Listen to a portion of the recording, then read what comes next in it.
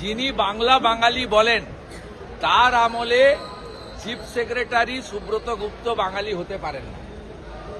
তার আমলে অত্রি ভট্টাচার্য আপনার হতে পারেন না। তার আমলে হরিকৃষ্ণ দ্বিবেদী মনোজ কন্ত্রাই হন। সঞ্জয় মুখার্জি ডিজি হন না। ডিজিপি করতে হয় রাজীব কুমারকে। অতএব এই যে টিম ইলেকশন কমিশন দিয়েছে এরা অত্যন্ত এফিসিয়েন্ট অফিসার। ইমিডিয়েট ব্লক অফিসগুলোতে বিডিও অফিসগুলোতে যাওয়া উচিত আমার সাজেশন এবং অনুরোধ। সেখানে বিএলওদের ডেকে বিডিওরা আইপ্যাককে রেখে তাদের কাছ থেকে জোর করে ওটিপি নিয়ে মৃত ভোটারের নাম তুলছে, আপনার ফেক ভোটারের নাম তুলছে, বাংলাদেশি অবৈধ অনুপ্রবেশকারী মুসলিমদের নাম রেখে দিচ্ছে।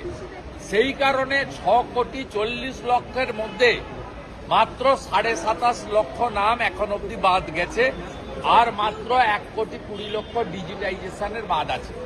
কিন্তু আমি বলিনি যে এটা শুরু। আগামী 2 মাসে এই ভোটার তালিকাকে পরিচ্ছন্ন করার ক্ষেত্রে 51,083 বিজেপি বিএলএ-2ও লড়াই করবে, আর এই অফিসাররাও নজরদারি করবে। Hope for the best. কলকাতায় পুরসভা বার্থ সার্টিফিকেটে ক্যাম্প করছে, কোথাও কি মনে হচ্ছে এই নথি পাইয়ে দিতে এই বাড়তি ক্যাম্প? নথি দিলেও লাভ হবে না, নথি দিলেও লাভ হবে না।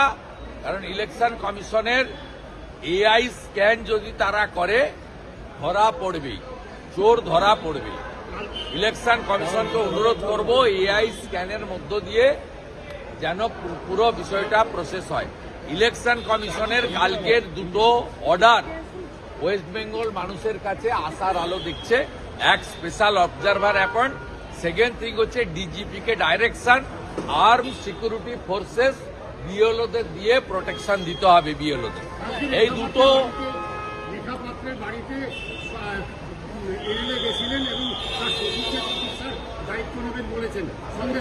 ও হারবে। সন্দেশখালীতে তৃণমূল কংগ্রেস একটা ঘৃণিত পার্টি হিসেবে প্রমাণিত। 7,800 ভোটে লিড আছে লোকসভাতে সন্দেশখালীতে।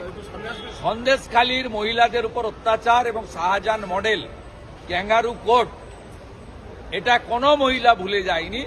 আগামী বিধানসভা নির্বাচনে হিঙ্গলগঞ্জ, সন্দেশখালী এই সিটগুলোতে যেখানে মুসলিম জনসংখ্যা কম, এসসি এসটি জনসংখ্যা বেশি, বাঙালি হিন্দুরা বেশি আছে, এই আসনগুলো